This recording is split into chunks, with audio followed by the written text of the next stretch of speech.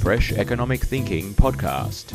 New ideas and analysis with Dr. Cameron Murray and Jonathan Gadir. Welcome back to the Fresh Economic Thinking podcast. You're with Cameron Murray, and here today I have a special guest, Leith van Onselen, Chief Economist at Macro Business. I wanted to bring Leith here today to talk about immigration. Since COVID, Australia, Canada, the UK, New Zealand, and many places have seen record high immigration after a very quiet 2 years during COVID lockdowns. Canada is looking at capping international student numbers, and a recent Australian Universities Accord interim report flagged the idea to tax international student fees in Australia. Leith has been following this topic for many years. Leith, it's great to have you here. Thanks for coming on. Yeah, cheers, Cameron. Anytime, mate. Leith and I have written together about this topic in the past, and we've written at Macro Business, where Leith is now the chief economist. So there's a long history here. Perhaps, Leith, you could start by telling us, how did you start participating in immigration debates? Because although this current spike in the rate of immigration in many countries seems new, and in the news we always focus on what's happening now, it's not new for you. Where did you start, and how did we get from there to here? Yeah, well, actually, it goes back almost 20 years, would you believe? So about literally 20 years ago this year, I started at the Australian Treasury, and I was basically indoctrinated into their 3Ps program. So I remember when you start there, you have an orientation sort of thing, and there was me and a whole bunch of other new recruits, and Ken Henry at the time, he was the secretary, got up there and basically espoused Treasury's 3Ps framework. So basically, the whole framework is, if you want to improve Australia's welfare, you need to follow the 3Ps, which is productivity, participation, and population. And at the time, it seemed to make sense. At the time, Australia's net overseas migration was about 120,000 thereabouts in the early 2000s or 2003, before it ramped up. And we didn't have all the population problems we've got now, etc. And there was it was sort of sold to us at the time that we need highly skilled migration. And that sort of kicked the ball, got the ball rolling. And then obviously worked at Treasury for about 3 years, came back to Melbourne in 2006, and then experienced obviously the biggest population boom I'd ever seen. Like, Melbourne just went nuts.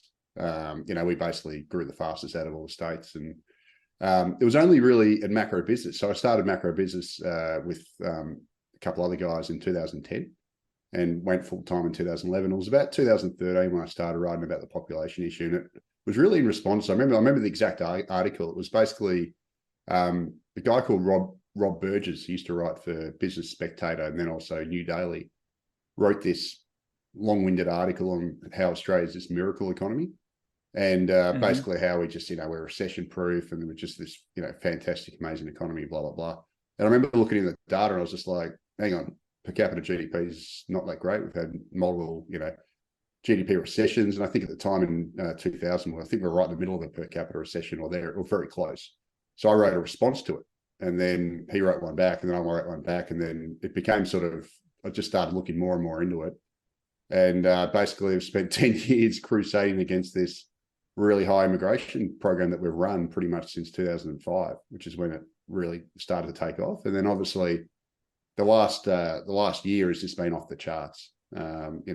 Australia averaged about 85 to 90,000 net overseas migration in 60 years post World War II. And then from mid 2000s, it basically went up by about 130% or something. And it went to really high levels. When you say 130%, you're saying double plus 0.3. Yes, basically. Yeah. So basically the 15 years leading up to, I think it was 2005, we averaged, I'm going off memory here. Yep. About, it was about 100,000 or 90 something thousand, 95,000, I think, by memory. And then the 15 years before the pandemic, we averaged 220. And then obviously we had the dip during the pandemic. And then now we've got net overseas migration running about 500,000. And we're obviously seeing the problems manifest most visibly in the rental market. where rental vacancy rates are down at 0.9% across the capital cities. It's never before seen. Well, maybe it was seen post World War II sort of thing, but in anyone's living lifetime now, it's unseen. And obviously we've got all the problems, people living in cars and increase in homelessness, more people being forced to live in group housing, financial stress, blah, blah, blah. And I actually see it. So I live in a pretty wealthy, nice area in Melbourne called Ashburton, which is basically it's basically the worst suburb, but in the best, the most expensive local government area. So I'm surrounded by, rich suburbs, but I'm the worst suburb of that rich area. And it's really, heaps of parklands, and it's really nice. Yep. And I notice that when I go for runs and stuff now, there's now people living in their cars we've got this massive series of parks, and you see it now, and it's just like, bloody hell, I've never seen this before in Melbourne. Oh, sorry, not in my patch of Melbourne. Yeah. And I've spoken to people. There was a family at my daughter's primary school, which she left last year. She went to high school, but there's a family I heard about, which was just a typical middle class family, whatever. They suddenly got booted out of their rental accommodation, and they were absolutely panicking. Couldn't get a house, had to move in with their parents, and all this sort of stuff. And this is in a sort of nice upper middle class area. And and you hear it all the time now, that there's just this gaping rental crisis developing with not enough housing and just growing the population like an absolute science experiment. And the scary thing is, I just don't know if it's going to stop, to be honest with you, Cam, because the stuff the federal government's done, it signed these 2 migration pacts with India, which we don't really know what it's about. But basically, you've got a country of 1.4 billion people with unemployment rate that's at 10%, like way worse than us. Basically, massive population of people are aged under 30. So about 2/3 of 1.4 billion people are aged under 30. And youth unemployment there's about 20%. It's like, well, of course they're going to want to get out of that situation. And they're going to want to come to places like Australia. And Albo signed these 2 migration pacts earlier this year, which basically says that we will recognise any qualification for work or migration purposes that are gained in India to be equivalent to Australia. There's also handing out 8-year post-study work visas to Indians, as well as 5-year study visas. So, you just wonder, well, we got this ginormous country which is quite impoverished and obviously have very high unemployment. Of course, they're going to want to come to Australia. And, you've got a country of 26 million, 1.4 million. You can see what could potentially happen. 1.4 billion, actually. 1.4 billion, sorry. Did I say million? Yeah, I meant billion.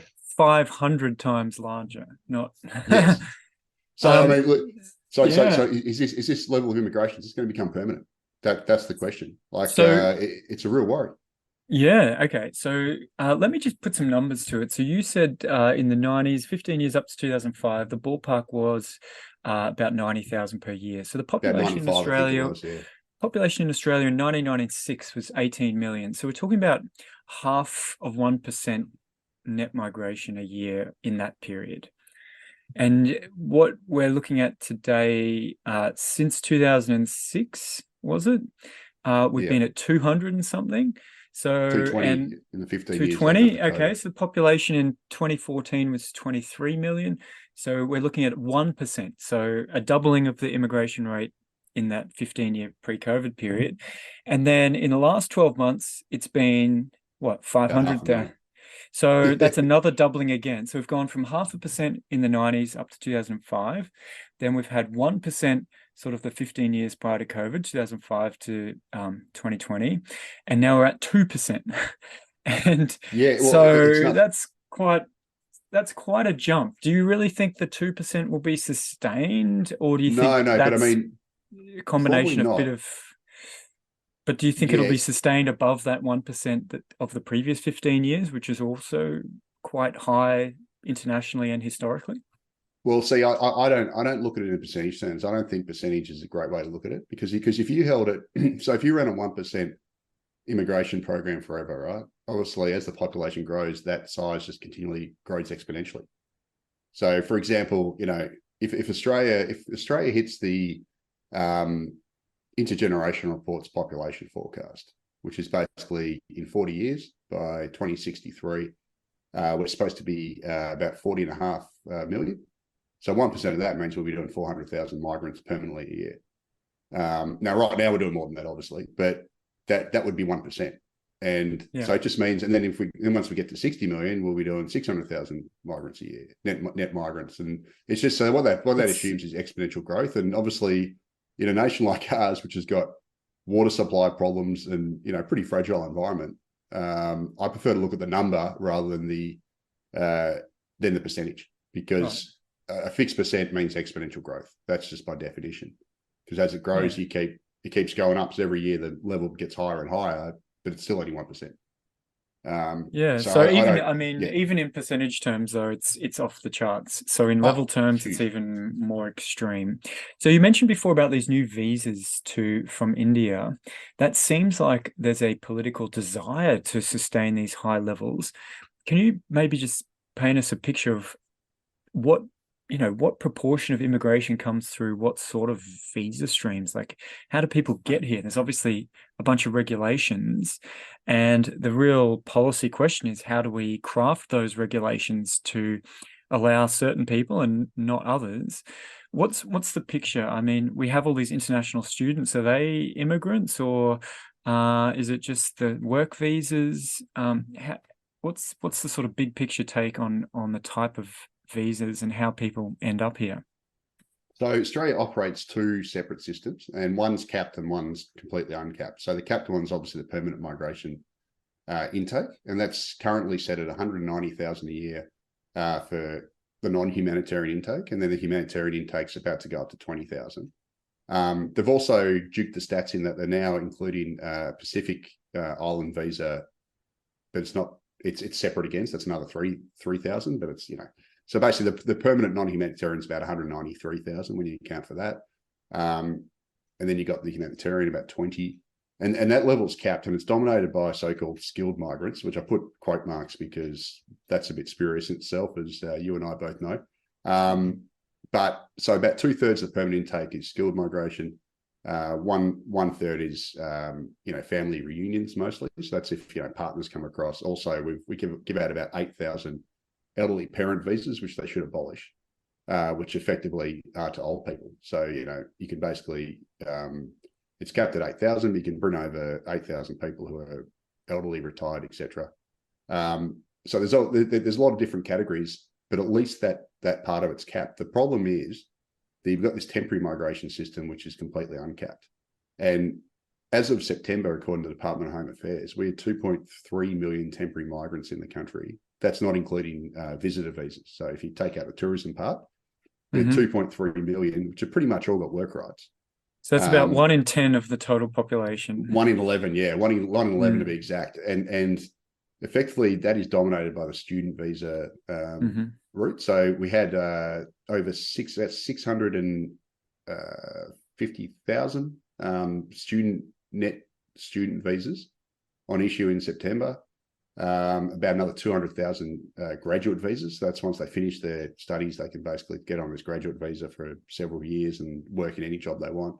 So effectively, 1 in 30 Australians was on either a graduate visa or a student visa. And just to give you an idea about the levels of that, so I said 2.3 million as of September. That's actually 400,000 more than the 2019 peak before COVID. So this whole notion that we've got this immigration catch-up going on is completely spurious. Like so we caught up and added 400,000 in about 18 months. 400,000, that's it, and 600,000 in a year. And that's basically what's driven this net overseas migration. So the way it works is most people come over as temporaries first, and then they transition, and then you've got 190,000, 193,000 plus 20,000 humanitarians. So what's that, 213 or something thousand of those then get to become permanent residents.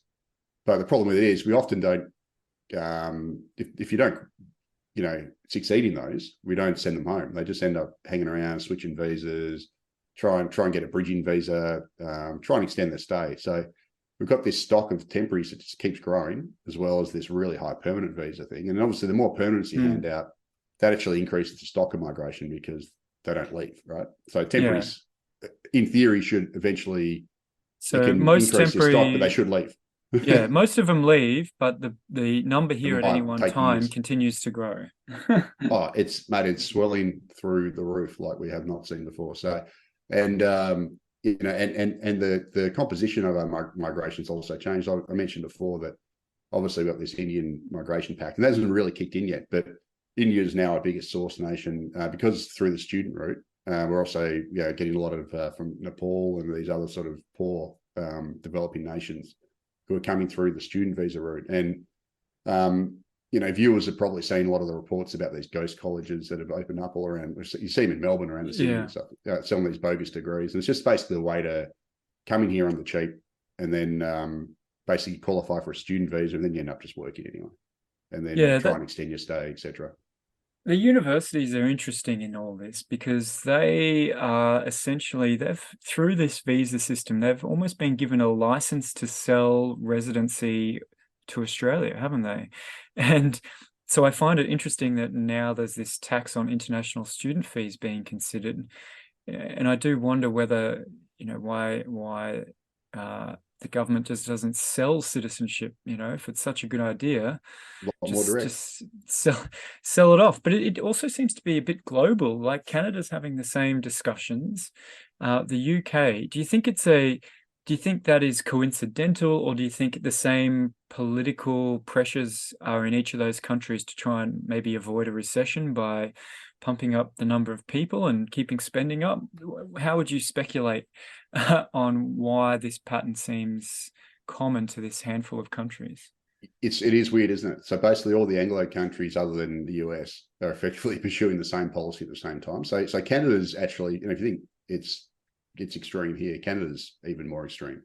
So Canada's, in the year to March or June, the most recent data that came out, basically they had 1.2 million net overseas migration, and that's on a country that's 40 million. So it's a rate that's way higher than us, and obviously in absolute number terms, it dwarfs what we've done. And basically, they've got all the same problems. They've got a massive rental crisis. They've got this, it's all been driven by the international students is the biggest driver. Lots of concern about sort of sham colleges and sort of sham visas and blah, blah, blah. It's all the same sort of stuff. New Zealand now is a little bit behind us, but they've now got record net overseas migration as well. And hilariously, there's now all this concern about a housing crisis in Auckland, which is probably a discussion for another day, but, you and I know about that pretty closely. And the UK is also, UK in terms of percentage terms is way below us because it's got a much bigger population, but they're also got in number terms record immigration. It does make you wonder what's driving this. And the hilarious thing is the Albanese government, one of the excuses they used during the Jobs and Skills Summit, etc., to basically ramp up this immigration is that we're competing for migrants against Canada. Interesting. So it's kind of like, well, why do we need to compete with them? And so they created this false narrative that we've got this immigration catch up to do, and B, that we've got this global race for talent, which is another term the Great Institute uses all the time, which is just bananas. Like it's just a stupid term, but it's made up to sort of fit this narrative. And then, no doubt Canada's using it against us as well. That's right. It's a race to the bottom. It's it's an arms race. I guess on that, a lot of people would argue that, educated young people from other countries, the best and brightest, if they have an additional option to move to Australia and they think it's the best choice for them, isn't that welfare enhancing? Like, for them and us, like you're almost saying that trade is bad when it comes to people. How do you respond? Like, don't we want young and smart people here? Isn't that what the argument about competing for talent is about? What's your take on that?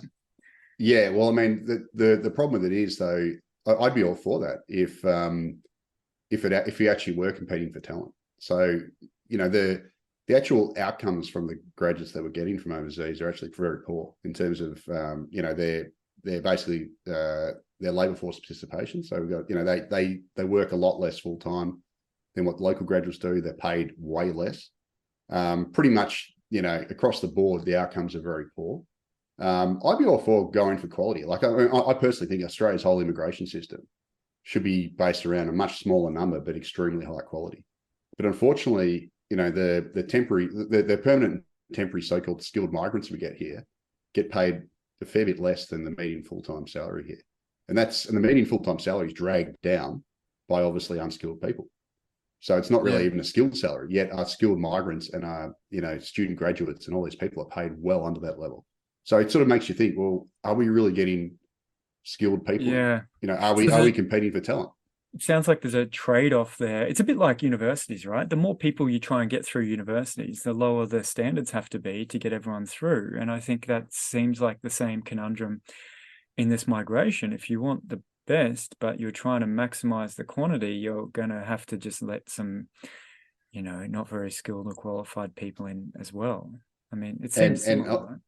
Can I just also add that the reason why Australia gets so many international students is because we offer the most generous work rights in the world. So our post-study work rights and also our ability to work while you're here, and also English language requirements when you come here, etc. They're all incredibly generous, and that's effectively the reason why we're obviously a very high standard of living developed country, so that makes us very desirable.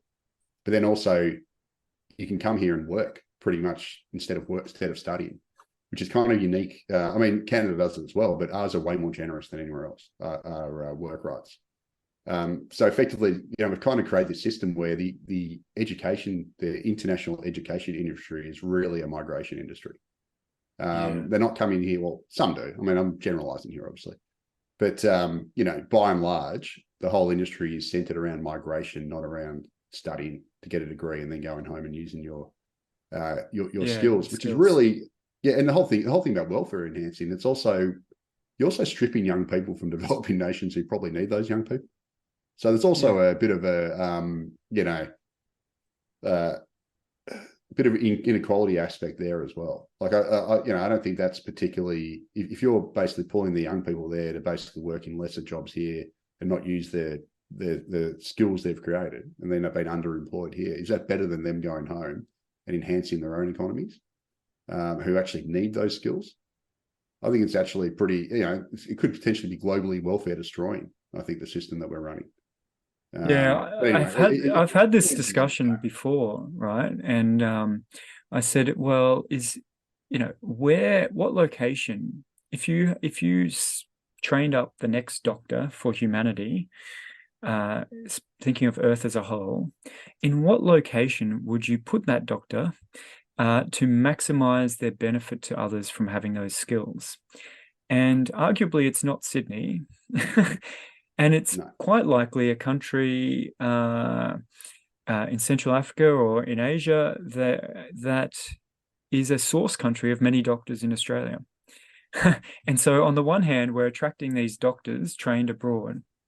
And on the other hand, we have Doctors Without Borders going back to those countries because there's a shortage of doctors to volunteer and provide services. So I think that's a real issue, right? Imagine you're Thailand and you've been trying to develop, you're working real hard, you're training doctors and engineers like crazy, but Australia opens the door and says any doctor or engineer from Thailand can come here, right?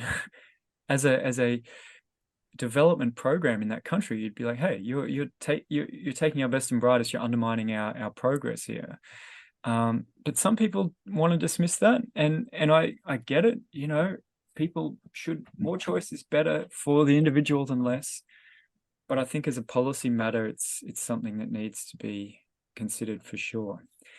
Can I just ask you, Leith, you've been talking about immigration for 10 years, as you say. How often do you get called racist? Oh, all the time, mate.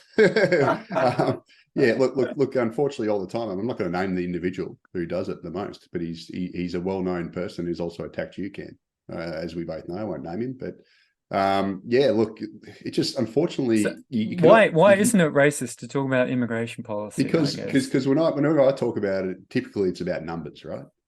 Because my whole issue is I'm not against immigration. I know you're not against immigration, and we wouldn't even be having this discussion if the federal government hadn't just decided on a whim to ramp it in the mid-2000s. Like I never thought it was a problem. Never even, it never even came to my thinking. I always thought it was a good thing until, several years into this immigration boom when they decided to more than double it in the mid-2000s. And because I live in Melbourne, I've seen the results, because suddenly the traffic congestion went through the roof.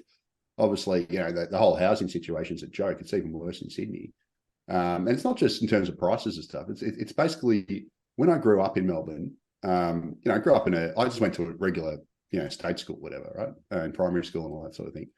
And only one of my friends that I knew of, and he was he had a single mum, it was just him and his mum, lived in a flat. And another friend of mine with a single mum lived in a proper house and everything. And everyone else just lived in a house with a backyard. And that was just the normal thing. Now it's no longer the normal thing because Melbourne's grown from back then, 2.8 million would have been back then, to over 5 million. And we just don't have the space. And now it's like apartment living's become normal. Renting's become more normal. And I've just seen the dilution in quality of life. And this has happened primarily because the population's grown so quickly. And it takes forever to drive anywhere. It's just general quality of life stuff. Your sardine packed onto a train if you want to take one. It's just general quality of life has been degraded. And I guarantee you, if, the Melbourne 2005 when I was 2006 when I was at the Victorian Treasury, it might have been 2007, around that time, they were working on the Melbourne 2030 policy framework. And they basically said that, by 2030, Melbourne's population was going to be less than what it ended up being like 2017.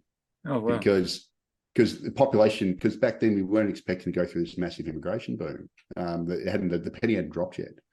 And, if you look at the intergenerational report, the first one in 2001, Australia passed the 2050 projection, like in about 2020. So it's just we basically got there 40 years early or something, or whatever it is. Maybe it was 2060 projection, but it was just so many decades early because the government back then they modelled it on 90,000 a year net overseas migration, which had been the average, and then it obviously just got ramped up, and then we've seen it right across Sydney, Melbourne, probably Brisbane where you are. Just the infrastructure has not kept pace, and arguably the housing doesn't get pace. And then there's environmental issues. The State of the Environment report that gets released every 5 years, it's basically the intergenerational report of the environment, warns that the environment's getting wrecked. Every one of them says it's getting worse for the environment. And one of its biggest risks is population growth. And, it was only 3 or 4 years ago that Sydney almost ran out of water. It got down, the dams got down to 20%. And, what's going to happen next time we have a long drought and Sydney's got an extra 1 million people? We're going to have to build a battery of desal plants and somehow pump it 30 kilometres inland uphill to Western Sydney, which is where they're dumping most of the migrants. Like, it's just all these practical issues just do not compute. And it doesn't add up, this population growth we're running, because nothing can keep up with it. And then the result is obviously reduced living standards. Yeah. So I guess cast your mind back to the late 50s. It's imagine you're living then and, resources are scarce because you're just adapting to coming out of the war that took a lot of resources. It seems also like, the same arguments would have applied then, but you're also saying in the 90s things were good. Is there a sort of levels rate distinction here? Like, we had the baby boom, that was a lot of population growth and seemed okay in retrospect. I mean, I don't know what it was like. We've had periods of high growth in the 70s as well. Can't we just build enough to keep up? Isn't that what we've done historically? Or am I, playing devil's advocate? What am I missing, I guess? Well, I mean, just look at the empirical evidence. The fact of the matter is we were keeping up fine.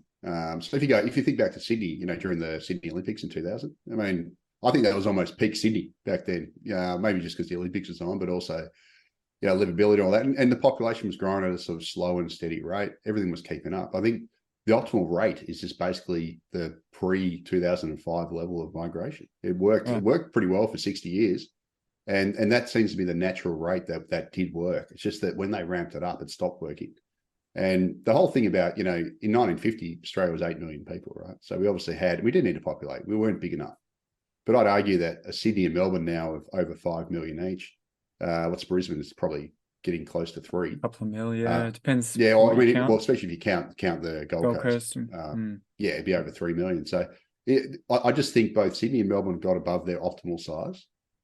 It's now we're getting diseconomies of scale down here, because if you need to build any new infrastructure now, you've got to basically do it underground. Yeah. So if you need to build a new road, you got to tunnel it, and that costs a hell of a lot of money. Whereas when back in the 50s, when Melbourne was probably $1.5 million, maybe, We had tons of space, easy to do greenfield development, etc. But it's got to the stage now where the sprawl's massive, everything's built out. If you want to just keep adding more and more people, it actually becomes harder. And then, of course, we've got the natural barrier of water supply, which Australia doesn't have enough water in the southeast to accommodate this level of population. If you average it out over, obviously we've had 3-year La Nina, which record rainfalls, that helps, obviously. But if you do it over a 20-year period and you average it out, we don't have enough water to sustain the sorts of populations that are predicted, which is 40 million by 40.5 million by 2063 in 40 years. So we're supposed to add, just huge amounts of people in, 14 million people. That's a Sydney, Melbourne, Brisbane, Adelaide in 40 years. So I guess from what I'm hearing, it sounds like we should send everyone to Canberra who gets here, because that's where the gains. It's easier to accommodate more people quicker, because it's a somewhat underdeveloped city compared to. I would love that, because I guarantee you the charlatans who push this policy would then be impacted directly. And I also think we should, if we want to keep doing this, let's build high rise in Woollahra, Mossman, all the rich Sydney eastern suburbs, because they're the elites who push this policy. The high rise Harry Triguboffs of the world, etc. Well, how about we just stuff them?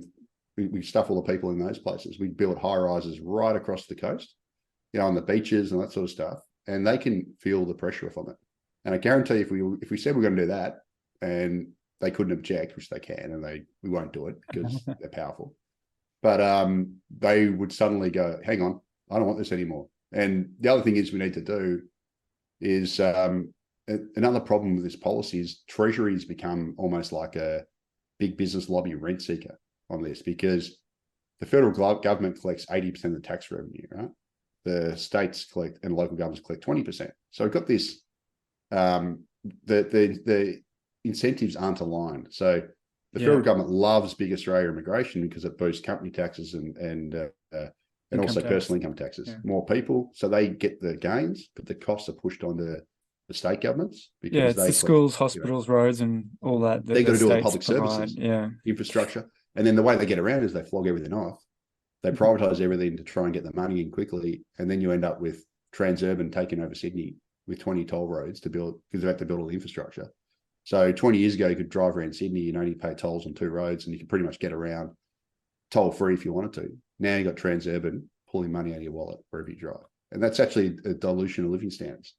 But the costs don't fall on the federal government. So the federal government keeps pushing this policy. And what we need is, I guarantee, if there's some way we could say the Treasury's got to pay $100,000 to the states for every migrant that settles in Victoria, New South Wales, Queensland, to cover their lifetime infrastructure costs, I guarantee you, Treasury would not be as gung-ho about running this big Australia. You think they wouldn't just get the gains, they'd have to pay the gains. Things would change quickly. I guess also if they had to live in the neighbourhoods of all the elected politicians and radically densify those neighbourhoods. So here's a question then. Australia essentially has an open border with New Zealand in terms of work rights and migration. And of course, Victoria, Queensland and New South Wales have open borders, except for COVID lockdowns. We're all coming up to you, mate, in Brisbane. Why isn't this bad? I mean, I've got all these, I'm in Brisbane and all the Southerners are coming up here, bringing their incomes, bidding up prices, at least temporarily, for housing, and generally requiring, Queensland's having a massive build out of schools and hospitals at the moment. Why is that okay, but more of an open borders to the rest of the world not? How do you reconcile those differences? Well, Australia's a nation state, right? So we're one country.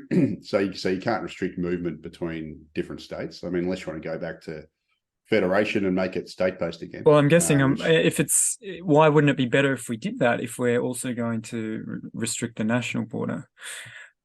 Okay, well, I mean, look. I'm a firm believer in nation states. I believe in nation states. Australia is Australia. This is our border, and I don't want to sound like John Howard here, but it's up to us to decide who comes in.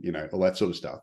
And the whole thing is, it's like politicians are supposed to represent their constituents, which are the Australian people, and they're supposed to run policy for the benefit of the Australian people. Now, if the open borders people seem to think anyone should be able to live in Australia if you want, well, that's fine. If you want that, expect to have an Australia of 150 million very quickly, and to basically be living in favelas, because that's what will happen, and we're going to run out of water, and basically living standards are going to be destroyed. The natural environment in Australia is going to get destroyed. Australia's got a very delicate environment, and I think politicians need to safeguard that, be custodians of that. That's my view, and the whole notion of open, there's this view of some people go, we've got to take a global view of everything, right? So, someone in some country somewhere else's welfare is just as important as an Australian. To me, that I don't want to sound selfish, but I'm an Australian, so I care about Australians first, right? And if you want to take that thinking to the extreme, you would never build another school in Australia, you'd never build another hospital, because you get far more global benefit from building in Bangladesh or some other place that's a lot poorer and needs it more than we do. Yeah, exactly. So how far do you want to take this logic? Yeah, you know what I'm saying? Yeah, for me, the difference is this, right? If you're within a polity, like within a country that is a sort of unit of welfare enhancement, like we all sort of do things for the collective good at this level, then the internal migration is not such a big deal, because if someone leaves Sydney and comes to Brisbane, they're still paying into the pot that can be shared with the states at their new location. So it might be the fact they need a new school here, but that means the expansion of the school in Sydney can be delayed. And through all these funding mechanisms, their share sort of gets relocated geographically. So, it's a bit like moving from one council to another in Sydney. You sort of take your income and impose costs elsewhere, but someone else will switch back to the other spot. So it's a sort of, and also there's a sort GST distributed, all that sort of stuff. Well. So the costs are not like additional, they are just relocated, just like the person. Whereas the population growth as a whole is an additional cost to the polity in aggregate. And I think the sort of the open borders people, I mean, I get their welfare argument. We're all humans, and it's at some point we have to acknowledge that we can't just do what's good for Australians and sacrifice lives in other countries for it. But I think the political reality of how we're organised into states means that the free movement within states sort of insulates Australians from it's a topic I spoke to Tim Helm about in a previous podcast, from this spatial equilibrium of equalising quality of life between places. If we have a border, it can allow us to have a higher quality of life than other places in the world. So I think that makes total sense. Leith, I want to wrap it up now. Is there anything you'd like to add that we've missed, or where can our listeners find your writing or hear more of your views on this topic and any other economic topics? Yeah, well, thanks for having me, Cam. First of all, if you want to read my views on this topic and others, go to macrobusiness.com.au. I pretty much write about the immigration, debate almost daily, and I have for several years, to be quite honest. And whether that's in relation to the rental crisis or just policy more generally, that's probably the best place to go. Terrific. So just macrobusiness.com.au. I'm often I've got to warn you, some of my topics and articles are a bit spicy. So often I'll take down a spruiker. Right. I think that's perfect for the listeners of Fresh Economic Thinking. Thanks again for your time, Leith. Let's wrap it up. Cheers. Thanks, Ken.